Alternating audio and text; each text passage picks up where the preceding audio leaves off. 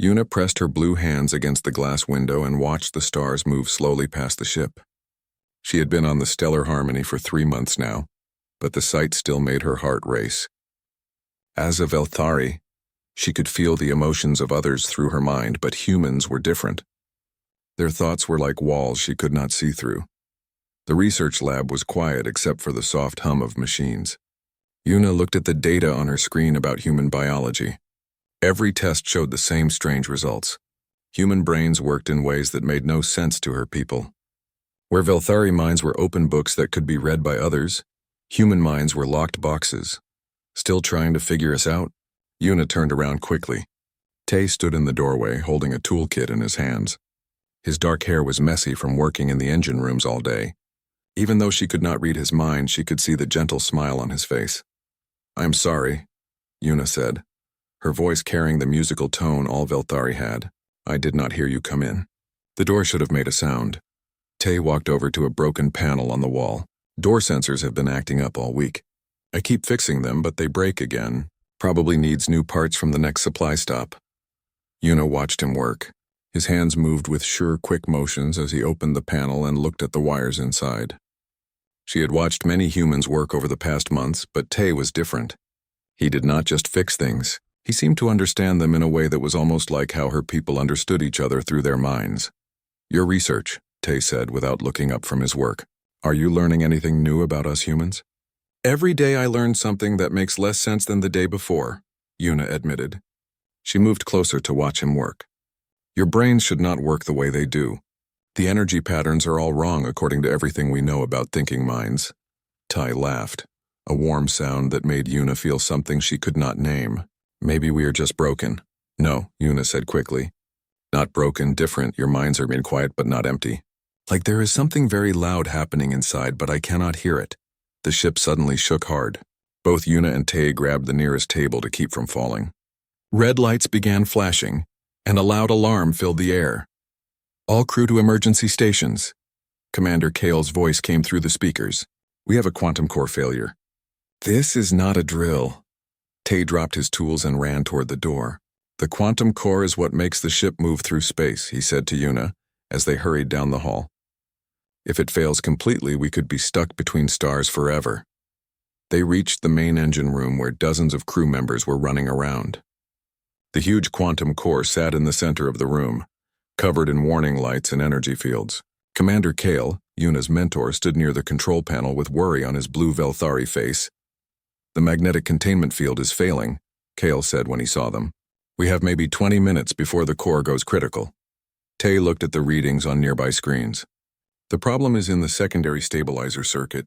It is behind the core, but the access tunnel collapsed when the field started failing." "Can we reach it from another way?" Kale asked. "The only other path is through the emergency maintenance tube," Tay said. "But it is very small. Maybe only someone my size could fit through it." Yuna studied the core and the small tube Tay pointed to. "I could fit through that space too." "No," Kyle said firmly. "It is too dangerous. The energy fields around the core are getting stronger. They could kill you." Another shake ran through the ship, harder than before. More alarms started ringing. "We do not have a choice," Tay said. He was already putting on protective gear.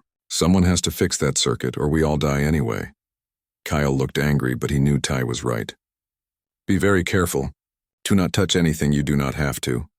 Tay crawled into the small tube that led behind the quantum core. Yuna watched the energy readings get worse while he was gone. After 10 minutes, she heard his voice through the communication system. "I found the problem, but I cannot fix it alone. The stabilizer needs to be held in place while I reconnect the power links. I need someone to help me." "I will send someone," Kyle said. "There is no time," Tay replied, "and no one else can fit through this tube. The Velthari are too tall and the other humans are too big." Yuna looked at the tube, then at the core readings. They were getting worse every second. "I can fit," she said. "Absolutely not," Kale said. "Contact between species is forbidden except in medical emergencies. You know the rules. This is an emergency," Yuna said. She was already putting on protective gear. "Everyone on this ship will die if we do not fix this now." Before Kale could stop her, Yuna crawled into the tube. The space was tight and hot from the energy fields around them.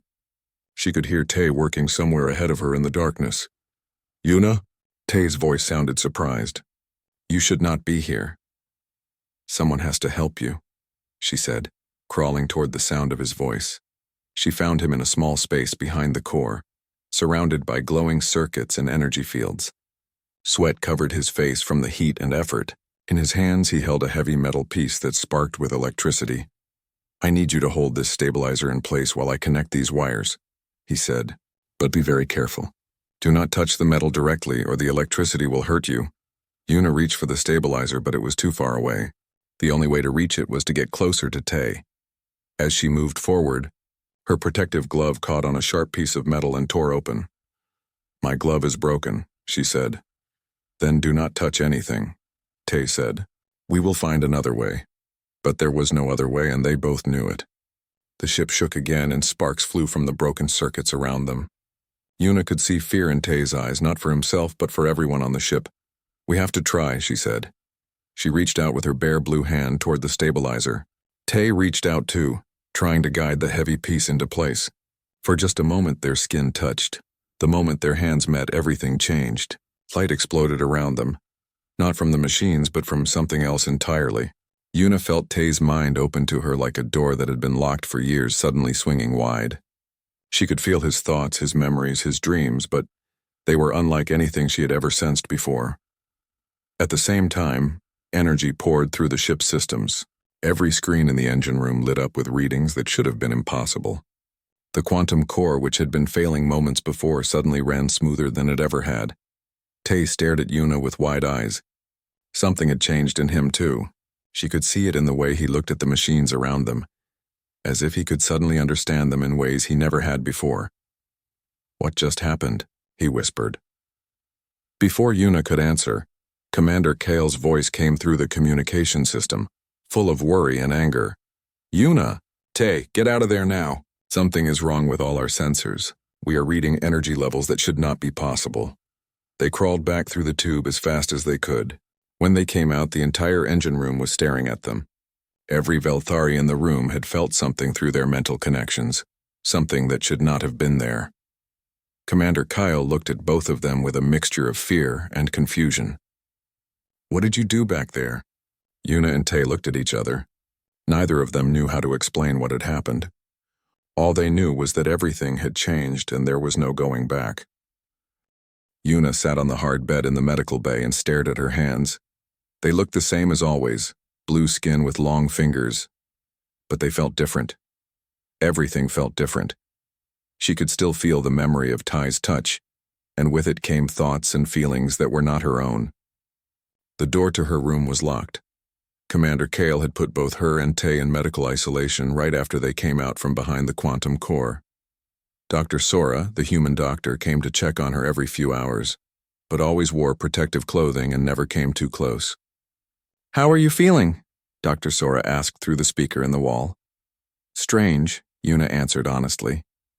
I keep seeing things that I have never seen before. Star systems, planets, places I have never been. Dr. Sora wrote something on her tablet. Can you describe these visions? Yuna closed her eyes and tried to put the images into words. There is a place with 3 suns, and the light makes everything look purple. There are mountains that float in the air above an ocean of liquid silver.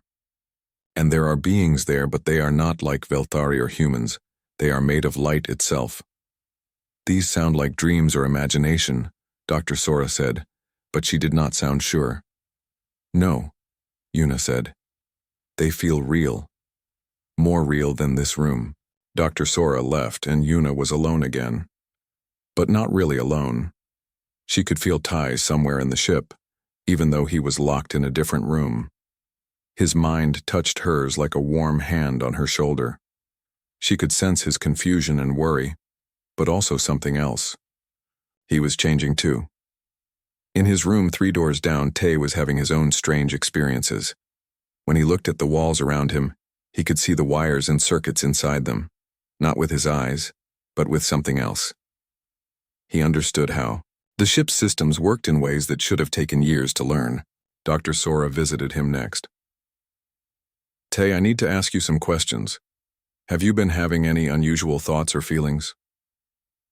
I can see the ship, Tay said. All of it, The engines, the computers, the life support systems. I know exactly how they work, and I can see ways to make them better. Dr. Sora looked worried. What do you mean you can see them? Tay pointed at the wall. Behind that panel is the main data line for this section. It has a small crack in the outer covering that will cause problems in about 6 days. The backup power cell for the life support in this room needs to be replaced. It is working now, but it will fail in 18 hours. Dr. Sora checked her tablet. The backup power cell was indeed scheduled for replacement the next day, exactly 18 hours from now. There was no way Tay could have known that. How do you know these things? She asked. I do not know, Tay said. The information is just there in my head, like I have always known it. Dr. Sora left both of them alone and went to find Commander Kale. She found him in his office, talking to someone on the communication screen. The person on the screen was old, with the silver-blue skin that came to Velthari as they aged. This was Elder Rin, one of the most respected members of the Velthari High Council. Doctor, Kyle said when she came in, please tell Elder Rin what you have discovered about Yuna and Tai. Dr. Sora looked at the ancient Velthari on the screen. Both subjects are showing changes that should not be possible. Their brain scans show new neural pathways that were not there before the contact. Their DNA has been altered at the quantum level. Elder Rin leaned forward, her old eyes sharp with interest. What kind of changes? Yuna's telepathic abilities have expanded far beyond normal Velthari levels. She is receiving information from sources we cannot identify. Tay is displaying technical knowledge that he should not possess, and his understanding of complex systems has increased dramatically. And their cellular structure? Elder Rin asked. This is the strangest part, Dr. Sora said. Their bioelectromagnetic fields are now synchronized. When one of them experiences strong emotions, we see matching changes in the other, even though they are in separate rooms. Elder Rin was quiet for a long moment. When she spoke again, her voice was soft with wonder. Commander Kale, I need to come to your ship immediately and bring Dr. Sora's research data with me. Elder, with respect, we are still trying to understand what happened, Kyle said. It may not be safe. You do not understand, Elder Rin said. What you are describing matches something from our oldest stories, legends that most of us thought were just fairy tales. The communication ended, and Dr. Sora looked at Kale with confusion. What legends?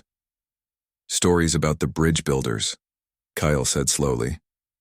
Beings who could connect different species through touch, creating bonds that would change both sides forever.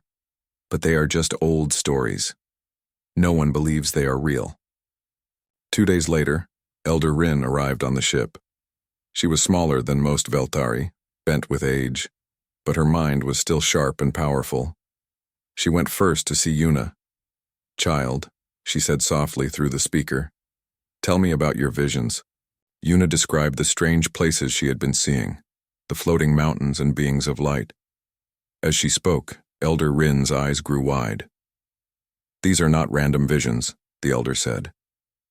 You are seeing the astral gardens, a place that exists between dimensions. Only the most powerful telepaths in our history have ever glimpsed it. But I am not powerful, Yuna said. I am just a research scientist. You were just a research scientist, Elder Rin corrected. Now you are something new. Elder Rin went to see Tai next. She studied him through the protective glass for a long time before speaking. Young human, do you dream of machines? Yes, Tay said. But not just machines. I dream of the space between stars, of the forces that hold planets in their orbits. I understand things that I never studied. Elder Rin nodded slowly. You are seeing the mechanical heart of the universe itself, the patterns that connect all things. She called Dr. Sora and Commander Kale to meet with her in the conference room. What we are dealing with is not contamination or accident, she said. According to our oldest texts, this is the awakening of the bridge builders. It happens perhaps once in a million years, when the universe itself chooses two beings to create a new kind of connection.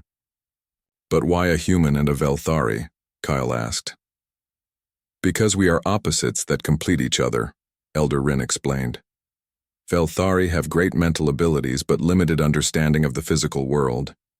Humans have amazing technical skills, but closed minds. Together they become something greater than either could be alone. Dr. Sora pulled up readings on her tablet. The energy readings from when they touched are still affecting the ship. Our quantum core is running at 150% efficiency. That should be impossible.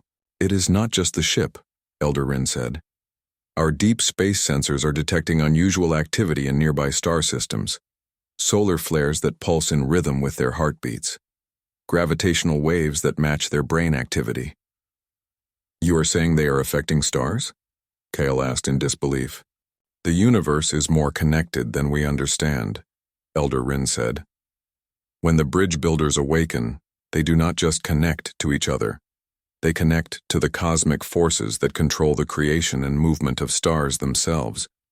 As if, to prove her point, alarms suddenly began ringing throughout the ship. A crew member's voice came over the communication system.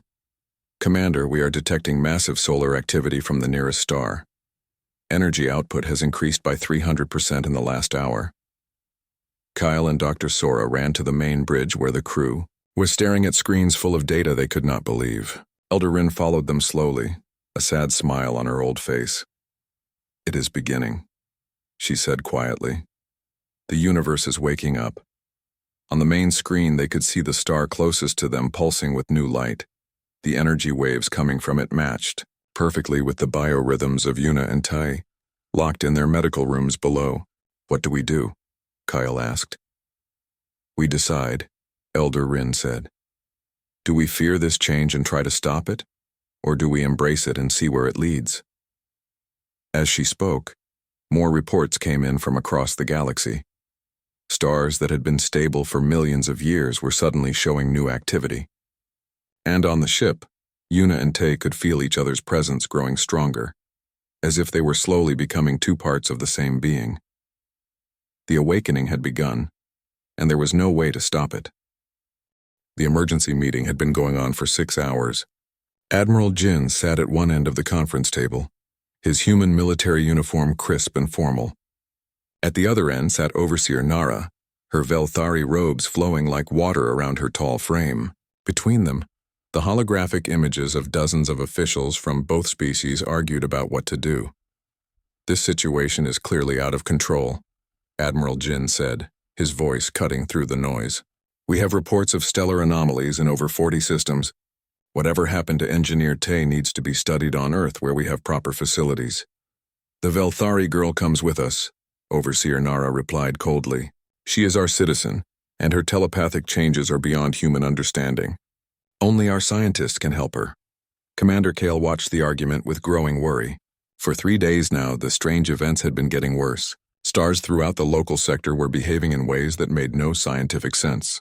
Some were burning brighter, others were changing color, and a few had begun pulsing in perfect rhythm with each other.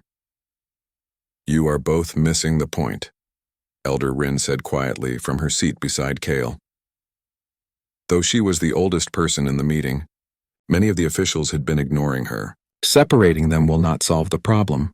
It will make it worse. Worse how? Admiral Jin demanded. Right now, we have 2 contaminated individuals causing chaos across multiple star systems. Separation and study is the only logical response. Dr. Sora stepped forward with her tablet full of data. Admiral, with respect, the medical evidence suggests that their bond is not contamination. It is evolution. Their neural patterns have merged in ways that create new abilities in both of them. New abilities that are disrupting stellar mechanics across dozens of light years, Overseer Nara pointed out. This cannot be allowed to continue. Elder Rin stood up slowly, her ancient bones creaking. May I tell you a story? We do not have time for stories, Admiral Jin said impatiently. You do not have time not to hear this one, Elder Rin replied firmly. Long ago, when the Velthari were young, we found records left by an even older race. They spoke of times when the universe itself would choose guides to help it grow and change. These guides always came in pairs, always from different species, and their bond would affect the very stars. Mythology, Overseer Nara said dismissively. Is it? Elder Rin asked. She activated a holographic display that showed the current stellar data. Look at the pattern. The affected stars are not random. They form a perfect spiral galaxy formation, with our position at the center. The energy pulses are not chaotic. They follow mathematical patterns that match the golden ratio found in all natural growth. Dr. Sora studied the display with growing amazement. She is right. The stellar activity is not destruction. It is organization. The stars are arranging themselves into more stable configurations. That is impossible, Admiral Jin said. So was faster-than-light travel. Until we discovered how to do it, Elder Rin replied. The universe is always teaching us that impossible is just another word for not understood yet. While the officials argued, Yuna and Tay remained in their separate medical rooms. But the separation was becoming harder for both of them.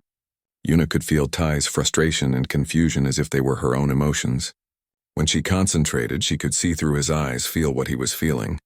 Tay was experiencing something similar. Every time he touched a piece of equipment in his room, he understood it completely. But more than that, he could sense the larger systems it was connected to. He could feel the entire ship around him like it was part of his own body. Dr. Sora, Yuna called through the communication system. Something is wrong with the star. Dr. Sora hurried to Yuna's room. What do you mean? The star that shines on this ship. It is angry. It does not like that Tai and I are apart. I can feel its distress. At the same time, Tay was calling from his room. Doctor, you need to check the quantum readings from the nearest star. The magnetic field is becoming unstable. Dr. Sora ran to the bridge where the sensor officers were already seeing exactly what Tai had predicted. The star's magnetic field was indeed fluctuating wildly. How could he know that? The sensor officer asked. We only just detected it ourselves. The answer came from Yuna's room. Because we are connected to it now. The stars, the planets, the space between them. We can feel it all. Elder Rin hurried to the medical bay, ignoring the protests of the officials still arguing in the conference room. She looked at both Yuna and Tay through their protective windows. Children, she said softly, I need you to listen carefully. There are people who want to separate you permanently. They think it will solve the problems you have caused. Will it? Tay asked. No, Elder Rin said sadly. It will likely kill you both and cause far worse problems than what we see now. Then we will not let them separate us, Yuna said with determination. You may not have a choice, Elder Rin warned. Admiral Jin has already called for a military ship to transport Tai to Earth.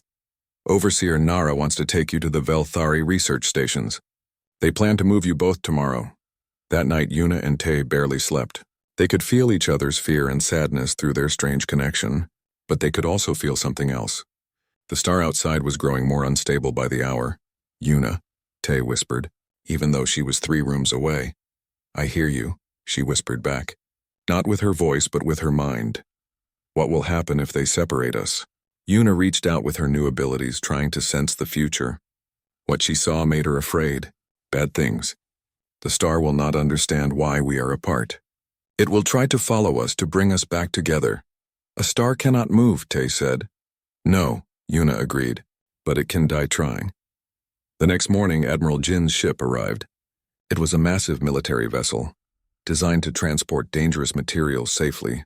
At the same time, a Velthari science ship approached from the other direction. Commander Kale stood in the hangar bay, watching the preparation with a heavy heart. Dr. Sora stood beside him, her face showing the same worry. This feels wrong, she said quietly. I know, Kyle replied, but we have our orders. The military team came aboard first, led by a stern-faced captain named Wu. They brought with them a special containment unit designed to prevent any kind of energy transmission. Where is the subject? Captain Wu asked. Tay is in medical room 3, Kale said reluctantly, but I want to note my objection to this separation. Noted and ignored, Captain Wu replied. The Velthari team arrived an hour later, led by a scientist named Mina, who specialized in telepathic research. She brought similar containment equipment for Yuna. This is for her own good, Dr. Mina said when she saw Kale's expression. We will take excellent care of her. They moved both Yuna and Tay to separate hangar bays at the same time, planning to transfer them to their respective ships simultaneously. But the moment they began to carry them away from each other, everything went wrong. Both Yuna and Tai cried out in pain as their connections stretched and strained. The ship's lights flickered and every piece of electronic equipment began sparking. Stop, Dr. Sora yelled. You are hurting them. But the military teams continued with their orders. As they carried Yuna and Tay further apart, both of them began convulsing. Their vital signs spiked dangerously high. Outside the ship, the nearby star suddenly flared with brilliant light.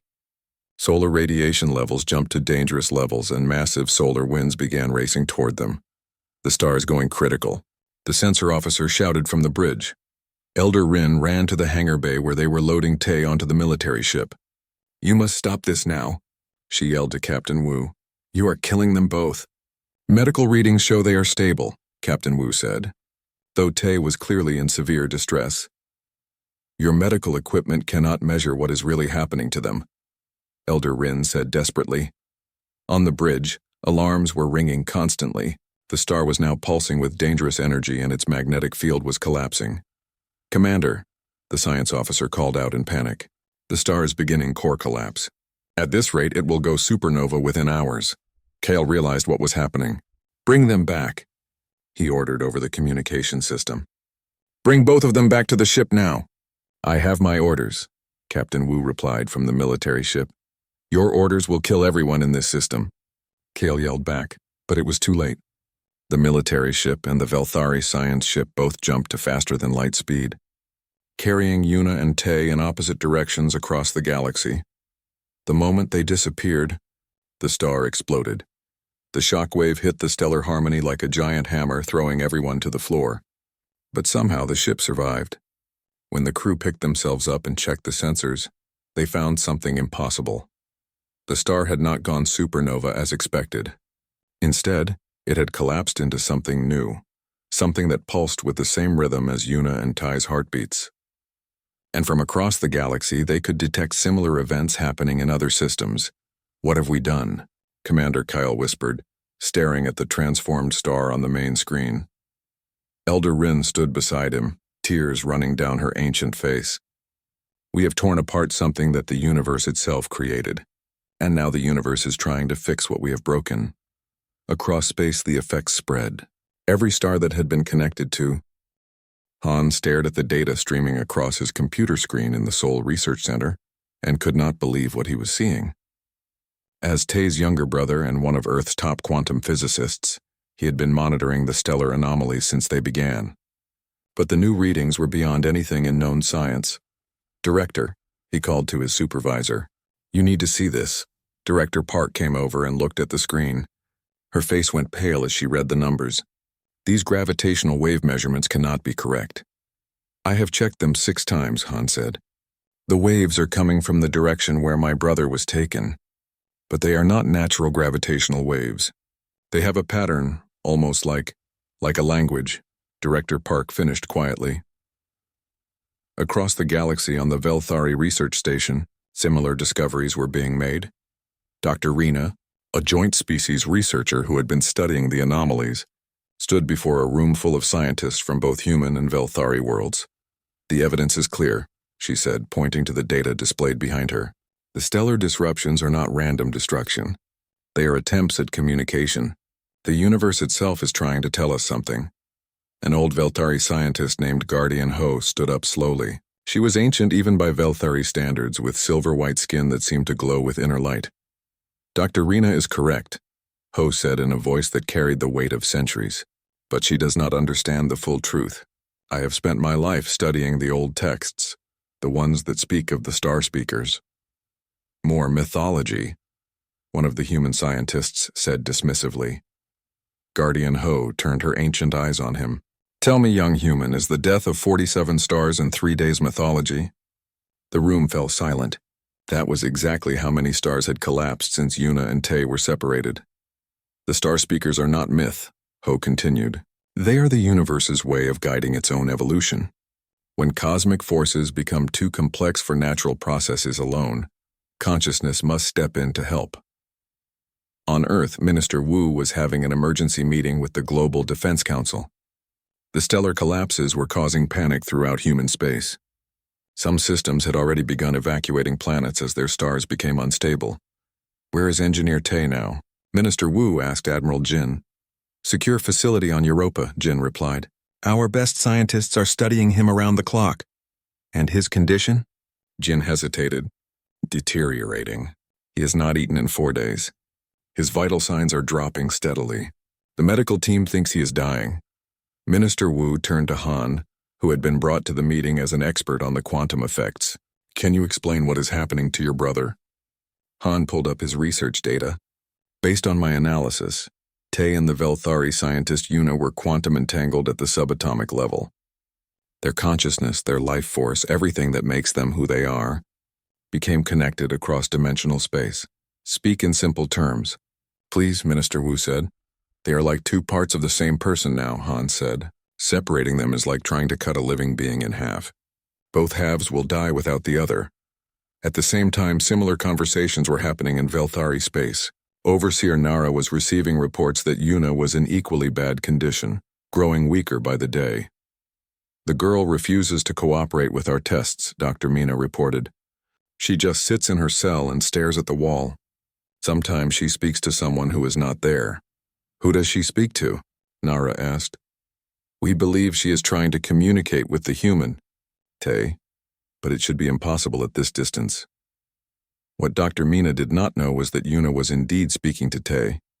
Their connection had grown stronger since the separation, as if their bond was fighting to overcome the distance between them, but the effort was killing them both. Tay.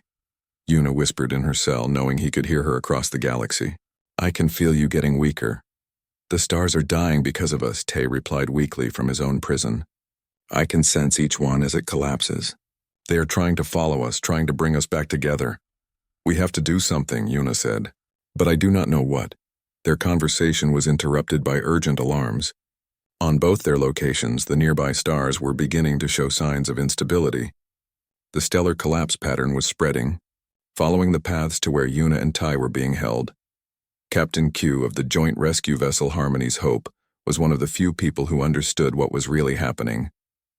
As a veteran pilot who had served with both human and Velthari crews, she had been following the crisis closely.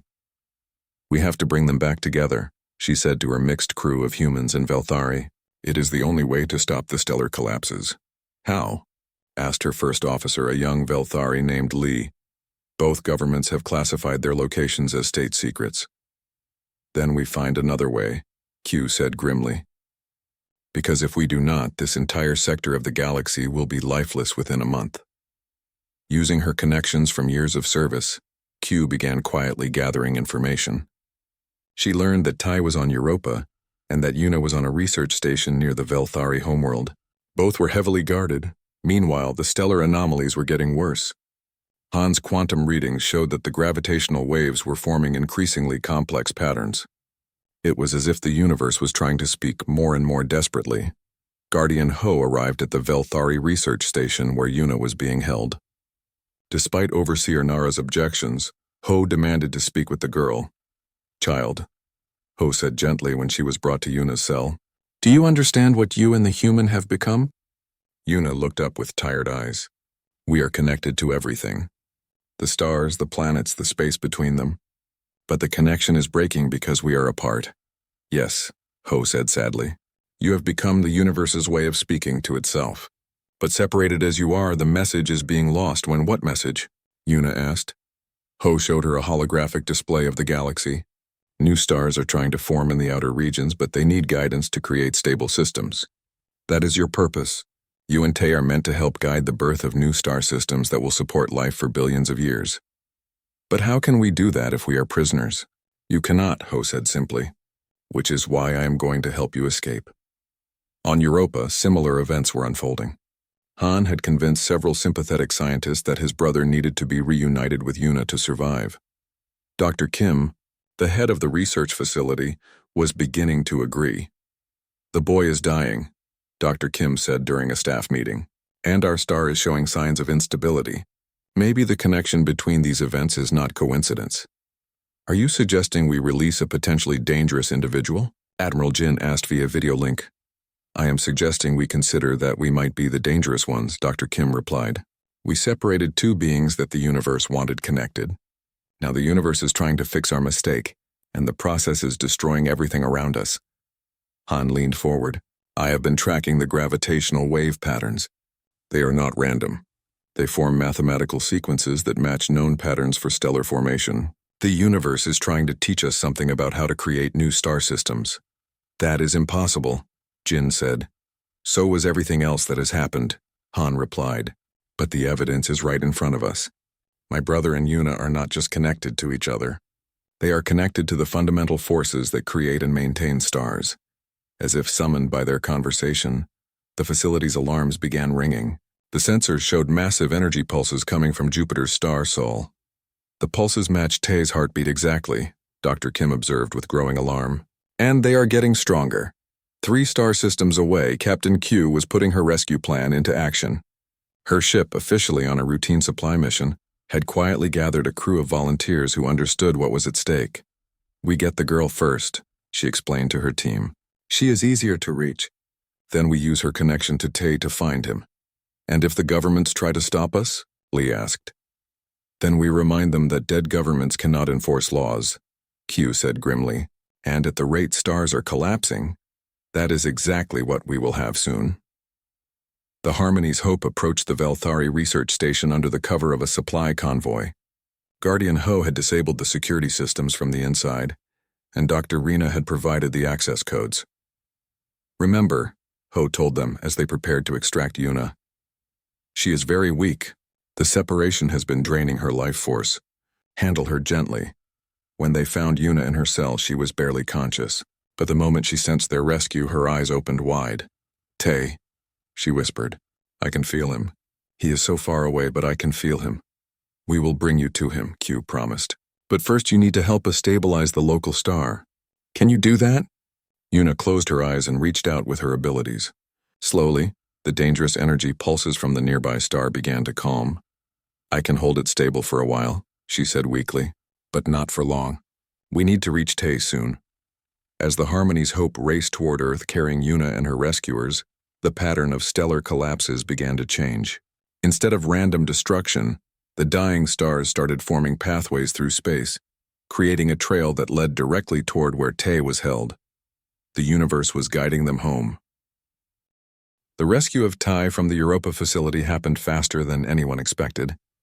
When the Harmony's Hope arrived in Earth's solar system, they found that Dr. Kim and Han had already convinced the facility staff to release Tae.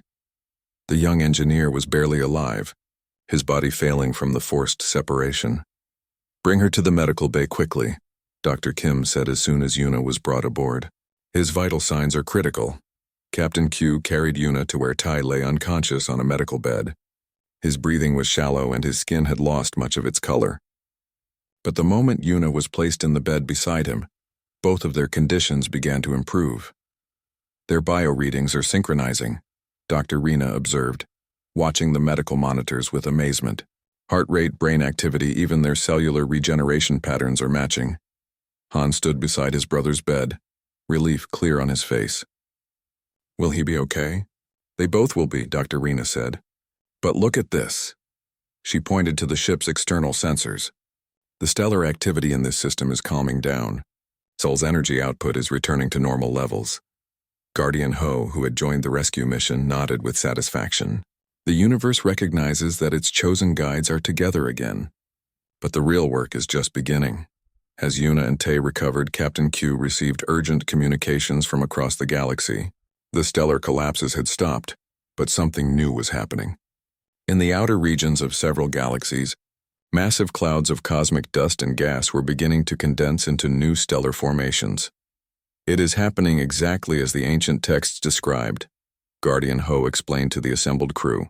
The star speakers are not just meant to maintain existing stars. They are meant to guide the creation of new ones. Tae opened his eyes and looked around the medical bay. When he saw Yuna beside him, he smiled weakly. I felt you coming, he said softly. Even from across the galaxy, I could feel you getting closer. The stars helped guide us, Yuna replied, her voice still weak but growing stronger. They formed pathways through space, showing us the way. Dr. Rena leaned forward with excitement. Can you feel the new stellar formations? The ones that are beginning to form in the outer galaxies? Both Yuna and Tae closed their eyes and reached out with their connected consciousness. After a moment, they opened their eyes with wonder. There are so many, Tae whispered. Hundreds of new star systems trying to form. But they need guidance to become stable.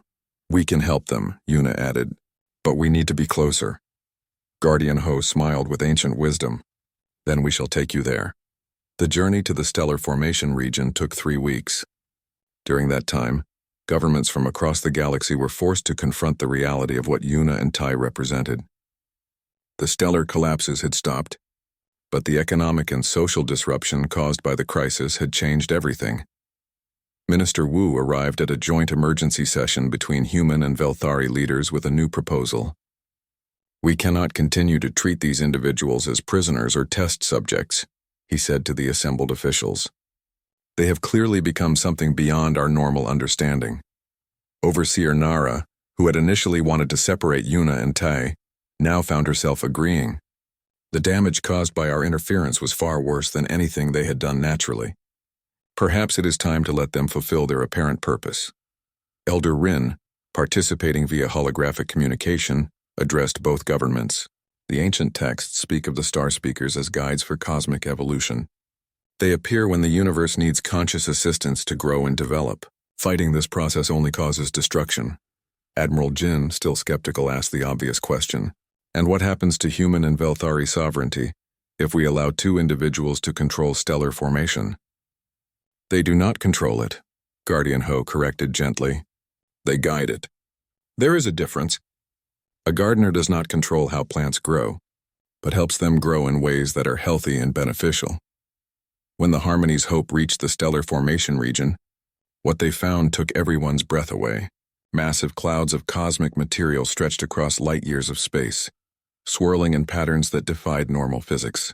But the patterns were chaotic, unable to condense into stable star systems without guidance. It is beautiful, Yuna said, standing at the observation window with Tai beside her. But it is also confused. The matter wants to form stars, but it does not know how to do it safely. Tai placed his hand on hers, and immediately both of them began to glow with soft light. We can show it, he said with growing understanding. We can teach it the patterns it needs. Together they reached out with their consciousness toward the swirling cosmic clouds. As they did, the chaotic material began to organize itself. Gas and dust started forming into distinct regions, each one beginning the slow process of gravitational collapse that would eventually create a new star. Look at the patterns, Dr. Rena said with amazement as she watched the sensor readings. They are creating multiple star systems simultaneously, each one positioned to support planetary formation. Guardian Ho watched with tears of joy on her ancient face. They are not just creating stars, they are creating the foundations for future life. These systems will support planets, and those planets will evolve their own civilizations. Over the following months, Yuna and Tai worked together to guide the formation of over 300 new star systems. Each one was carefully positioned and stabilized to maximize the chances of supporting life in the distant future. But their work had effects beyond just star formation. As they guided the cosmic forces, other individuals throughout the galaxy began experiencing similar awakenings. Humans and Velthari, who had worked closely together, found their consciousness beginning to merge in small ways. It is spreading, Dr. Rena observed during one of her regular reports to the joint governments. The bond between species that Yuna and Tai represent is inspiring similar connections in others. Captain Q was one of the first to experience it. After months of working with her mixed crew, she found that she could sense the emotions and thoughts of her Velthari officers. They, in turn, could understand her human perspectives in ways they never had before. We are witnessing the birth of a new kind of civilization, Elder Rin announced during a galaxy-wide broadcast. Not human or Velthari, but something that combines the best of both. The formal recognition came a year later, with the signing of the Stellar Concordance. This new agreement between all major galactic powers established the principle that consciousness and cosmic evolution were connected, and that beings who demonstrated the ability to guide stellar formation should be supported rather than feared. Yuna and Tai became the first official star speakers, with a mandate to continue guiding cosmic development. But they were not alone. By this time, over 50 other human Velthari pairs had developed similar bonds, each one specializing in different aspects of cosmic guidance. Han, who had played a crucial role in rescuing his brother, became one of the first directors of the new Joint Species Research Institute. "We are learning that the universe is not just a collection of matter and energy," he explained during the Institute's opening ceremony. "It is a living system that grows and evolves, and sometimes it needs conscious minds to help it develop in positive directions." The final confirmation of their success came 5 years later, when long-range sensors detected the first planets beginning to form around the new stars that Yuna and Tai had helped create. The planetary systems were remarkably stable, with orbital patterns that would support diverse forms of life for billions of years. Yuna and Tai, now recognized as the first bridge builders of the new cosmic age, stood together on the observation deck of their research vessel, watching a new star system take shape under their guidance. "Do you ever miss the old life?" Tai asked, thinking of his simple days as a ship's engineer. "Sometimes," Yuna admitted, remembering her quiet research work. "But this feels right, like we were always meant to do this." As they spoke, the new star they had been nurturing suddenly flared with brilliant light, settling into the stable fusion patterns that would sustain it for eons. Around it, the gravitational forces they had helped organize were already beginning to form the first rocky planets. Their joined hands created patterns of light that danced through the space around them, visible to the ship's sensors as waves of organized energy. The universe itself was responding to their presence, acknowledging their role as its chosen guides. "The stars themselves affirm our bond," Yuna said softly, repeating words that had become a common blessing among the new mixed communities forming throughout the galaxy. Other ships in their fleet, crewed by humans and Velthari working together, began detecting similar energy patterns from their own developing partnerships. The age of the star speakers had truly begun. In the distance, the galaxy continued its ancient dance through space, but now it was guided by consciousness as well as physics. Hundreds of new civilizations would eventually arise on the worlds orbiting the stars that Yuna and Tai had helped create, and when they did, they would find a universe that had been shaped by love, cooperation, and the infinite potential that emerged when different kinds of minds worked together. The touch that had started it all, a simple moment of contact during an emergency, had become the foundation for a new,